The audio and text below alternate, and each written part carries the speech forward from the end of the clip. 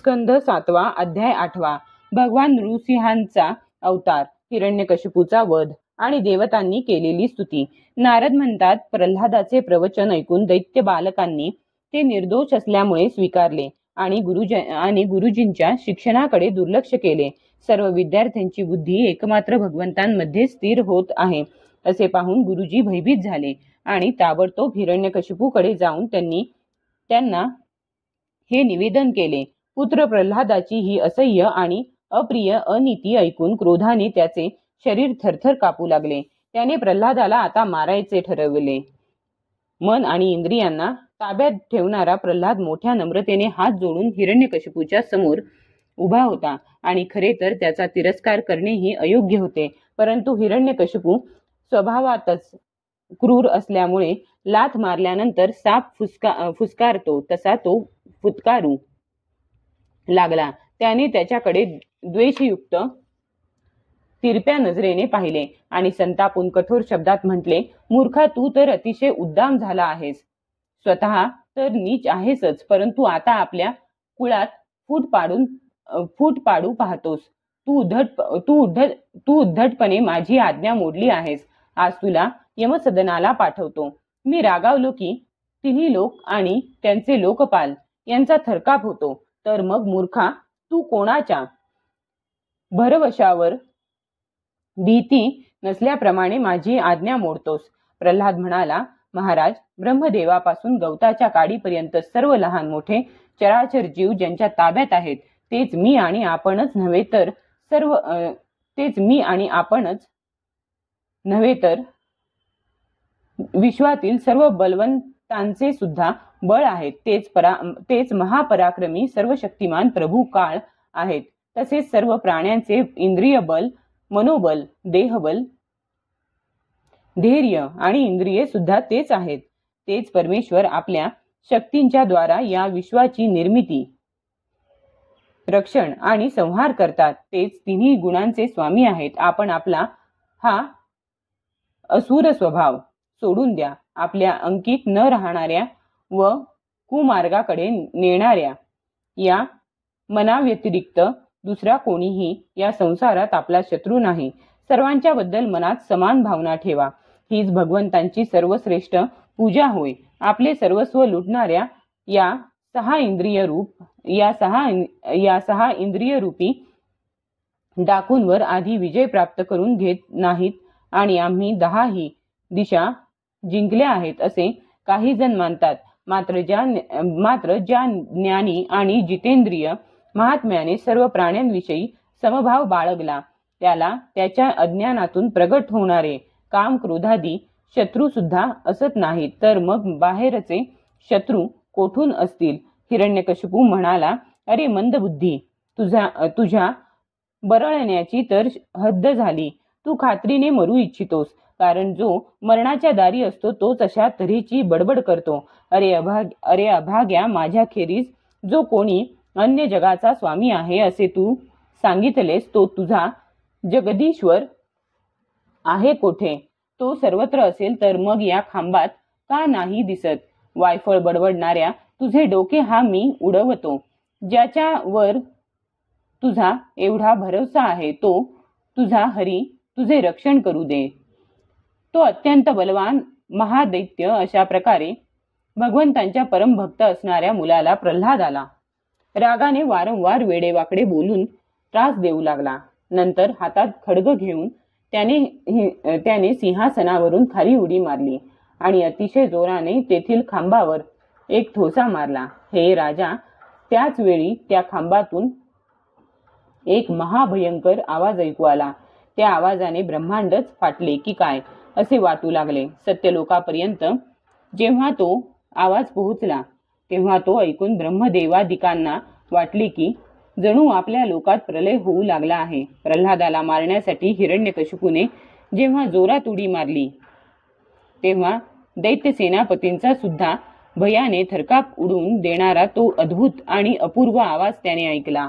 पण हा आवाज करणारा कोणी त्या सभेत त्याला दिसला नाही. आपले सेवक प्रल्हाद आणि ब्रह्मदेव यांची वाणी सत्य करण्यासाठी आणि सर्व पदार्थांमध्ये आपली व्यापकता दाखविण्यासाठी त्याच वेळी सभेमध्ये त्या खांबातून अतिशय आश्चर्यकारक रूप धारण करून भगवंत प्रकट झाले. ते रूप ना सिंहाचे होते ना मनुष्याचे. हिरण्यकशिपू ज्यावेळी आवाज काढणाऱ्याचा शोध घेत होता त्याच वेळी खांबातून निघणाऱ्या त्या अद्भुत प्राण्याला त्याने पाहिले. तो विचार करू लागला, हा तर मनुष्य नाही की पशुही नाही, तर मग हा नृसिंह रूपातील अलौकिक प्राणी कोण आहे? तो असा विचार करीत होता तोच त्याच्या अगदी समोर नृसिंह भगवान उभे राहिले. त्यांचे ते रूप अतिशय भयानक होते. तापलेल्या सोन्याप्रमाणे पिवळे धमक भयानक डोळे होते. जांभई दिल्यामुळे आयाळ इकडे तिकडे फडफडत होती. दाढा अतिशय विक्राळ होत्या. तलवारीप्रमाणे चमकणारी सुरीप्रमाणे धारदार तीक्ष्ण जीभ होती. भुवया उंचावल्याने त्यांचे मुख अधिकच दारुण दिसत होते. कान वरच्या बाजूला ताठ दिसत होते. फुगविलेले नाक आणि उघडलेले तोंड पहाडातील गुहेप्रमाणे अद्भुत वाटत होते. फाकलेल्या जबड्यामुळे त्याची भयानकता फारच वाढली होती. विशाल शरीर स्वर्गाला स्पर्श करीत होते. मान थोडीशी बुटकी आणि मोठी होती. छाती रुंद आणि कंबर बारीक होती. चंद्रकिरणाप्रमाणे असणारे शुभ्र रोम सर्व शरीरावर चमकत होते. चारी बाजूंना शेकडो हात पसरले होते. त्यांची नखे हीच आयुधे होती. त्यांच्या जवळपास फिरकणे सुद्धा अशक्य होते. आपल्या चक्रादी आणि इतरांच्या वज्रादी श्रेष्ठ शास्त्रांनी त्यांनी सर्व दैत्य दानवांना पळवून लावले. हिरण्यकशिपूला वाटले, बहुधा महामायावी विष्णूनेच मला मारण्यासाठी हे सोंग घेतले आहे. परंतु त्याच्या या चालीने माझे काय वाकडे होणार आहे? जसे म्हणत आणि गर्जना करीत तो दैत्यरूप हत्ती हिरण्यकशिपू हातात गदा घेऊन नृसिंहावर तुटून पडला. परंतु जसा पतंग आगीत पडल्यावर अदृश्य होतो तसाच तो दैत्य भगवंतांच्या तेजामध्ये दिसेनासा झाला. सर्व शक्ती आणि तेजाचा आश्रय असणाऱ्या भगवंतांच्या बाबतीत हे काही आश्चर्यकारक नाही, कारण सृष्टीच्या प्रारंभी त्यांनी आपल्या तेजाने तमोगुणरूपी घोर अंधकार सुद्धा नाहीसा केला होता. त्यानंतर त्या दैत्याने अतिशय क्रोधाने हल्ला करून आपली गदा जोराने फिरून तिने नृसिंहावर प्रहार केला. जसा गरुड सापाला पकडतो तसे प्रहार करते वेळीच भगवंतांनी गदेसहित त्या दैत्याला पकडले. ते जेव्हा त्याच्याशी खेळू लागले तेव्हा जसा खेळ करताना गरुडाच्या पकडीतून साप सुटतो तसा तो दैत्य त्यांच्या हातून निसटला. युधिष्ठिरा स्थाने हिरावून घेतलेले लोकपाल त्यावेळी ढगांत लपून हे युद्ध पाहत होते. तो भगवंतांच्या हातातून निसटल्याचे पाहताच ते घाबरले. हिरण्यकशिपूला असेच वाटले की आपल्या शौर्याला घाबरून नृसिंहाने आपल्याला हातातून सोडून दिले. या विचाराने उत्साहित होऊन ढाल तलवार घेऊन तो युद्धासाठी पुन्हा त्यांना जाऊन भिडला. त्यावेळी तो ससाण्याप्रमाणे मोठ्या वेगाने खाली वर उड्या मारीत ढाल तलवारीचे असे काही पवित्रे बदलू लागला की ज्यामुळे त्याच्यावर आक्रमण करण्याची संधीच मिळू नये. तेव्हा भगवान अत्यंत उच्च स्वराने प्रचंड आवाजात असे हसले की त्यामुळे हिरण्यकशिपूने डोळे मिटले. नंतर साप जसा उंदराला पकडतो त्याप्रमाणे भगवंतांनी अत्यंत वेगाने झडप घालून त्याला पकडले. ज्याच्या अंगावर वज्राच्या आघातानेही खरचटले नव्हते तोच आता त्यांच्या हातून सुटण्यासाठी अतिशय धडपड करू लागला. भगवंत त्याला दरवाजात घेऊन गेले आणि त्यांनी आपल्या मांडीवर घेऊन सहजपणे आपल्या नखांनी त्याला असे फाडले की गरुडाने अत्यंत विषारी सापाला फाडावे. त्यावेळी त्यांच्या क्रोधयुक्त भीषण डोळ्यांकडे पाहवत नव्हते. ते आपल्या जिभेने पसरलेल्या तोंडाच्या दोन्ही कडा चाटीत होते. रक्ताच्या चिळकांड्यांनी त्यांचे तोंड आणि आयाळ लाल झाली होती.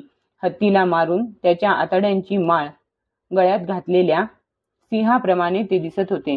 त्यांनी आपल्या तीक्ष्ण नखांनी हिरण्यकशिपूचे पोट फाडून त्याला जमिनीवर आपटले. हजारो दैत्य दानव त्यावेळी हातात शस्त्रे घेऊन भगवंतांवर प्रहार करण्यासाठी आले. परंतु भगवंतांनी चारी बाजूंनी आलेल्या त्यांना आपल्या भुजारूपी सेनेने लाथांनी आणि नखरूपी शस्त्रांनी मारले. भगवान नृसिंहाच्या भगवान नृसिंहांच्या आयाळीच्या फटकाऱ्याने ढग इतस्तः विखुरले. त्यांच्या नेत्रांतील तेजाने सूर्यादी ग्रहांचे तेज फिके पडले. त्यांच्या श्वासांच्या जोराने समुद्र खवळले आणि सिंहनादाने भयभीत होऊन हत्ती चित्कार करू लागले. त्यांच्या आयाळीला थडकून देवतांची विमाने अस्ताव्यस्त झाली. स्वर्ग डळमळू लागला. आपटलेल्या पायांच्या धक्क्याने भूकंप होऊ लागले आणि वेगाने पर्वत उडू लागले. तसेच तेजामुळे आकाश आणि दिशा दिसेनाशा झाल्या. यावेळी भगवंतांशी सामना करील असा कोणी दिसत नव्हता. शिवाय त्यांचा क्रोधही वाढतच होता. राजसभेत ते उंच सिंहासनावर जाऊन विराजमान झाले. त्यावेळी त्यांच्या अत्यंत तेजस्वी आणि क्रुद्ध असलेल्या भयंकर चेहऱ्याकडे पाहून त्यांच्या जवळ जाऊन त्यांची सेवा करण्याचे कोणालाही धाडस झाले नाही. जेव्हा स्वर्गातील देवींना ही आनंदाची बातमी समजली की तिन्ही लोकांची डोकेदुखी असलेला हिरण्यकशिपू युद्धामध्ये भगवंतांच्या हातून मारला गेला, तेव्हा आनंदाने त्यांचे चेहरे प्रफुल्लित झाले. त्या भगवंतांवर वारंवार पुष्पवर्षाव करू लागल्या. त्यावेळी विमानातून आलेल्या देवतांची भगवंतांच्या दर्शनासाठी आकाशात गर्दी झाली. देवांचे ढोल आणि नगारे वाजू लागले. गंधर्वराज गाऊ लागले. अप्सरा नृत्य करू लागल्या. राजा त्याच वेळी ब्रह्मदेव, इंद्र, शंकर इत्यादी देव, ऋषी, पितर, सिद्ध, विद्याधर, महानाग, मनु, प्रजापती, गंधर्व, अप्सरा, चारण, यक्ष, किंपुरुष, वेताळ, सिद्ध, किन्नर आणि सुनंद, कुमुद वगैरे भगवंतांचे सर्व पार्षद त्यांच्या जवळ आले. सिंहासनावर विराजमान झालेल्या अत्यंत तेजस्वी भगवान नृसिंहांची ते मस्तकावर हात जोडून थोड्या अंतरावरून स्वतंत्रपणे स्तुती करू लागले. ब्रह्मदेव म्हणाले, प्रभो, आपण अनंत आहात.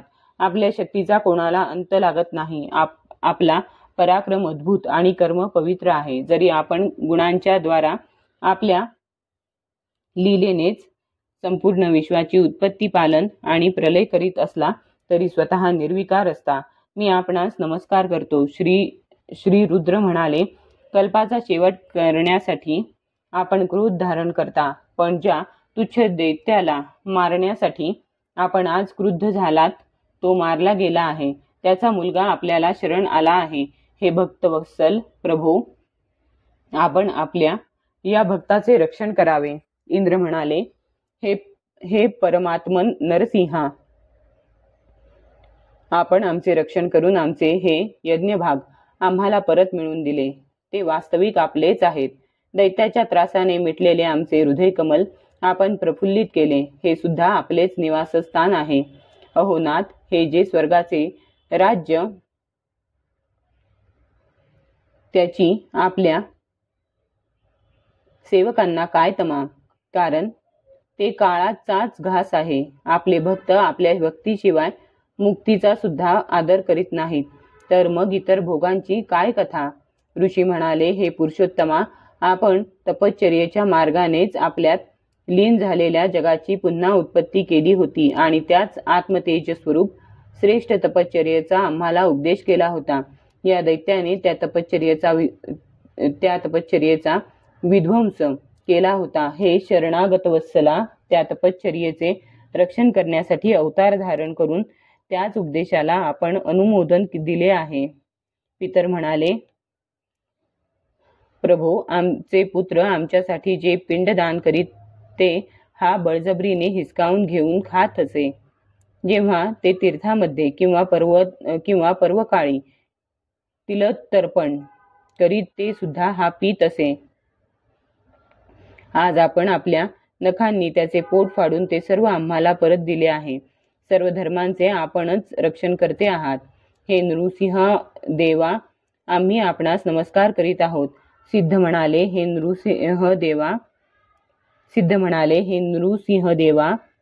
या दुष्टाने आपल्या योग आणि तपश्चर्येच्या बळावर आमची योग साधनेने सिद्ध केलेली गती हिसकावून घेतली होती. आपण आपल्या नखांनी त्या घमेंडखोराला फाडले आहे. विनम्र भावाने आम्ही आपल्या चरणांना नमस्कार करीत आहोत. विद्याधर म्हणाले, हा मूर्ख आपले बळ आणि शौर्य यांनी घमेंडखोर झाला होता. आम्ही विविध धारणा करून जी विद्या प्राप्त केली होती ती सुद्धा याने नाहीशी करून टाकली. युद्धामध्ये आपण याला यज्ञपशुप्रमाणे मारले. मायेने नृसिंह बनलेल्या आपणास आम्ही नित्य नमस्कार करीत आहोत. नाग म्हणाले, ज्या पाप्याने आमचे मणी आणि आमच्या श्रेष्ठ व सुंदर स्त्रियांना सुद्धा हिसकावून घेतले, त्याची छाती फाडून आपण आमच्या पत्न्यांना अतिशय आनंदित केले आहे. प्रभू, आम्ही आपणास नमस्कार करीत आहोत. मनु म्हणाले, देवाधिदेवा, आम्ही आपले आज्ञाधारक मनु आहोत.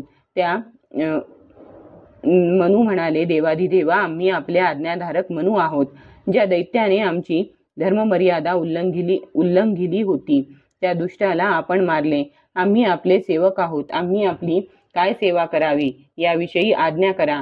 प्रजापती म्हणाले, परमेश्वरा, आपण आम्हाला प्रजापती बनविले होते, परंतु याने मनाई केल्याने आम्ही प्रजा उत्पन्न करू शकत नव्हतो. आपण याची छाती फाडली आणि हा जमिनीवर कायमचा झोपी गेला. सत्वमय मूर्ती धारण करणाऱ्या हे प्रभू, आपला हा अवतार जगाच्या कल्याणासाठी आहे. गंधर्व म्हणाले, प्रभू, आम्ही आपल्यासाठी नृत्य करणारे, अभिनय करणारे आणि संगीत ऐकविणारे सेवक आहोत. ज्या दैत्याने आपले बळ, शौर्य आणि पराक्रमाने आम्हाला त्याचे गुलाम करून ठेवले होते, त्याची आपण ही दशा केलीत. कुमार्गाने जाणाऱ्याचे कधीच कल्याण होत नाही, हेच खरे. चारण म्हणाले, प्रभू, सज्जनांच्या हृदयाला पीडा देणाऱ्या या दुष्टाला आपण संपविले आहे. जे प्राप्त होताच जन्ममृत्यूरूप संसार चक्रातून सुटका होते, त्या आपल्या चरणकमलांना आम्ही शरण आलो आहोत. यक्ष म्हणाले, हे नरहरे, आपल्या श्रेष्ठ कर्मांमुळे आम्ही आपल्या सेवकांमध्ये प्रधान म्हणून गणले जात होतो, परंतु हिरण्यकशिपूने आम्हाला आपली पालखी वाहणारे भोई बनविले. हे प्रकृतीच्या नियामक परमात्म्या, याच्यामुळे लोकांना होणाऱ्या कष्टाच्या जाणीवेनेच आपण त्याला मारले आहे. किमपुरुष म्हणाले, आम्ही अत्यंत तुच्छ असे किमपुरुष आहोत आणि आपण सर्वशक्तिमान महापुरुष आहात. सत्पुरुषांनी याला धिक्कारले, म्हणूनच हा कुपुरुष नष्ट झाला. वैतालिक म्हणाले, भगवान, मोठमोठ्या सभा आणि ज्ञानयज्ञांमध्ये आम्ही आपल्या निर्मल यशाचे गायन करून मोठी प्रतिष्ठा प्राप्त करून घेत होतो. या दुष्टाने आमचे ते उपजीविकेचे साधनच नष्ट केले होते. महारोगाप्रमाणे या दुष्टाला आपण मुळापासून उखडून टाकले. ही मोठी सौभाग्याची गोष्ट आहे. किन्नर म्हणाले, आम्ही किन्नरगण आपले सेवक आहोत. या दैत्याने आम्हाला वेठबिगार केले होते. हे हरे, आज आपण या पाप्याला नष्ट केले. हे नरसिंह प्रभो, अशीच आपण आमची भरभराट करीत राहावे. भगवंतांचे पार्षद म्हणाले, शरणागत वत्सला, सर्व लोकांना शांती प्रदान करणारे आपले हे अलौकिक नृसिंह रूप आम्ही आजच पाहिले आहे. भगवान, ज्याला सनकादिकांनी शाप दिला होता तोच हा आपला आज्ञाधारक सेवक. आम्ही असे समजतो की आपण कृपाळूपणे याचा उद्धार करण्यासाठीच याचा वध केला आहे. अध्याय 8 समाप्त.